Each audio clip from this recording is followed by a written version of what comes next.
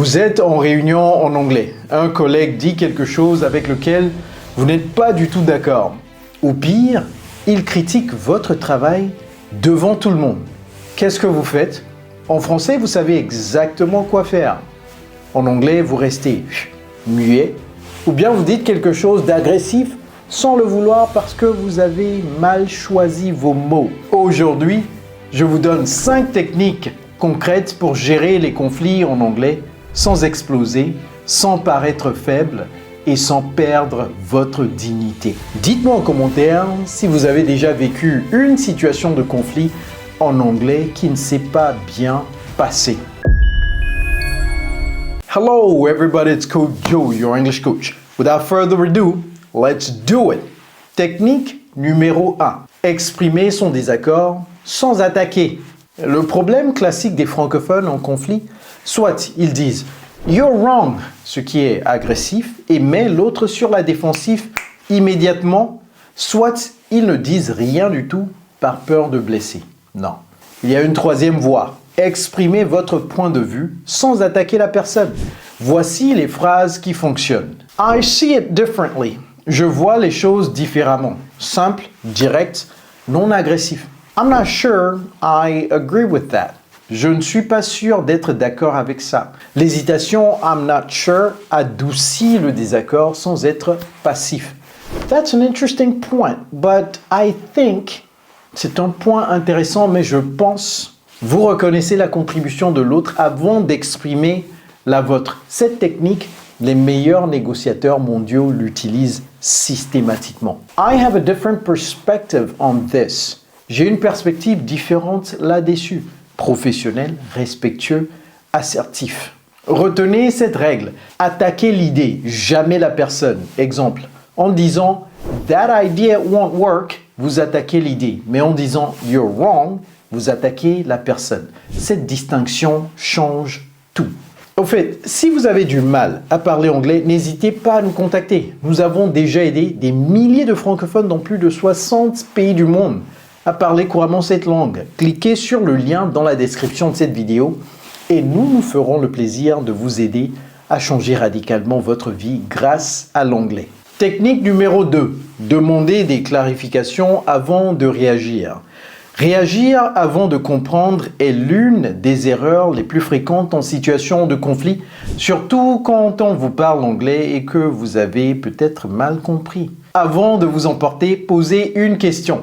Cela vous donne du temps. Cela montre que vous écoutez et cela change souvent la dynamique. Voici 5 phrases à utiliser prochainement. Can you explain what you mean by that? Pouvez-vous expliquer ce que vous voulez dire par là? Could you clarify your point? Pouvez-vous clarifier votre point? What exactly are you referring to? À quoi faites-vous exactement référence?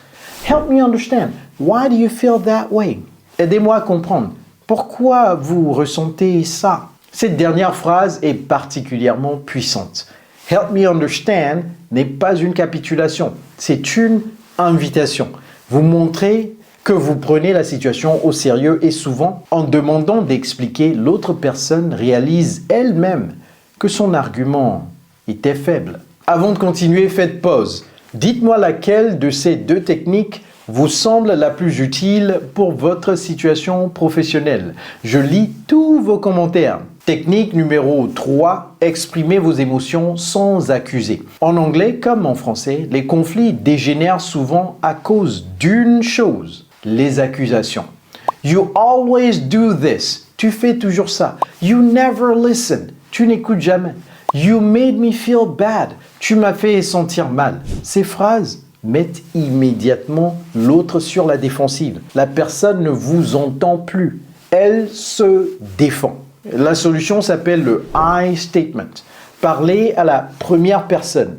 Au lieu de « You interrupted me during the meeting », vous m'avez interrompu pendant la réunion, dites « I felt interrupted during the meeting and I wasn't able to finish my point ». Je me suis senti interrompu et je n'ai pas pu finir mon argument. Au lieu de « You're not being fair », vous n'êtes pas équitable, dites « I feel the situation isn't being handled fairly ».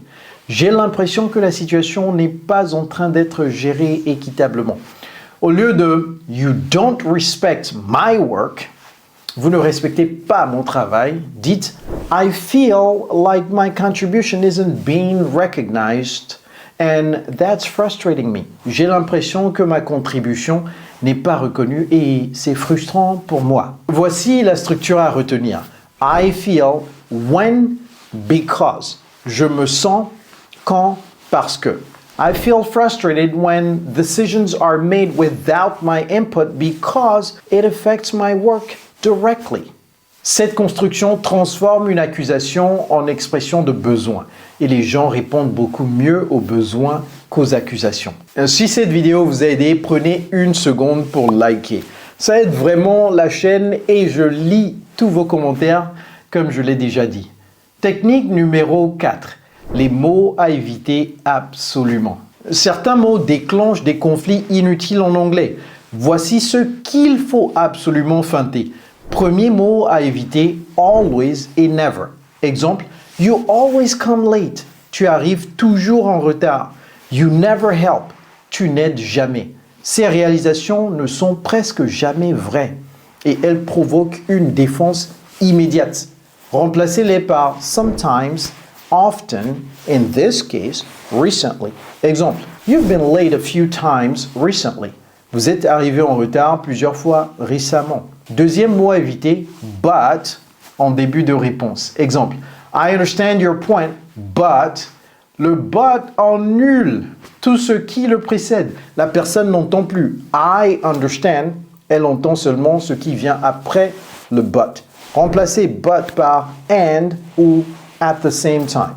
I understand your point. And I also think, vous additionnez les perspectives au lieu de les opposer. Troisième mot à éviter, you should. Exemple, you should have told me earlier. Tu aurais dû me le dire plus tôt.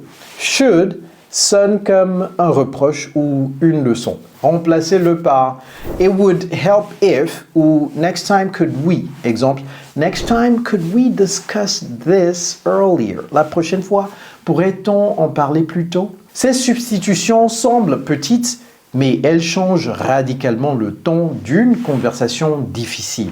Technique numéro 5. Conclure positivement et trouver un terrain commun. Tout conflit bien géré se termine par une conclusion orientée vers l'avenir. Pas une victoire d'un côté, pas une défaite de l'autre, mais plutôt un point de convergence. Voici les phrases pour y arriver. Let's find a solution that works for both of us. Trouvons une solution qui convient à nous deux. I think we both want the same outcome here. Je pense qu'on veut tous les deux le même résultat. What would help you feel better about this situation? Qu'est-ce qui vous aidera à vous sentir mieux par rapport à cette situation? Can we agree to move forward with? 3 points de suspension. Pouvons-nous nous accorder pour avancer avec? I appreciate you sharing your concerns. Here's what I can do on my end. J'apprécie que vous partagiez vos préoccupations. Voici ce que je peux faire de mon côté. Cette dernière phrase est particulièrement efficace en milieu professionnel. Vous remerciez, vous montrez de l'ouverture et vous proposez une action concrète. La personne en face ne peut pas refuser d'écouter. Dites-moi en commentaire quelle technique vous allez essayer en premier. Maintenant, si vous êtes encore là, vous méritez quelque chose de spécial. Un petit bonus. Voici quelques conseils de pro pour les situations les plus tendues.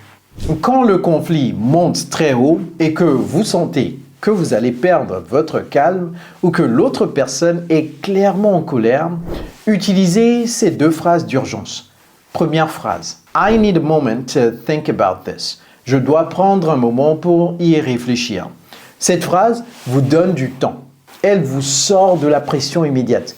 Personne ne peut refuser à quelqu'un le droit de réfléchir. Deuxième phrase, can we continue this conversation later?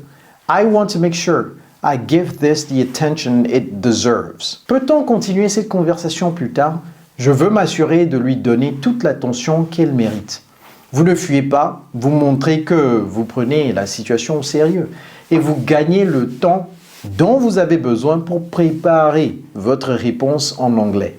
Deuxième conseil de pro, maîtrisez le silence. En culture anglophone, le silence dans un conflit n'est pas un vide à remplir, c'est une force. Si vous ne savez pas quoi dire, ne dites rien. Hochez la tête, regardez la personne et prenez votre temps. Le silence montre que vous écoutez, que vous réfléchissez. C'est perçu comme de la maturité, pas de la faiblesse. Récapitulons ce que vous avez appris aujourd'hui. 5 techniques pour gérer les conflits en anglais. Technique numéro 1, exprimer son désaccord sans attaquer. I see it differently. I have a different perspective on this. Technique numéro 2, demander des clarifications avant de réagir. Can you explain what you mean? Help me understand. Technique 3, utiliser les I statements. I feel frustrated when, because, jamais you always, jamais you never. Technique numéro 4, éviter les mots qui enveniment. Remplacer always, never par sometimes, recently. Remplacer but par and ou at the same time. Remplacer you should par could we. Technique numéro 5, conclure avec un terrain commun. Let's find a solution that works for both of us. Ces techniques ne sont pas juste pour l'anglais, non. Elles transforment votre façon de gérer les conflits dans n'importe quelle langue. Mais en anglais, les connaître vous donne une confiance que peu d'apprenants ont.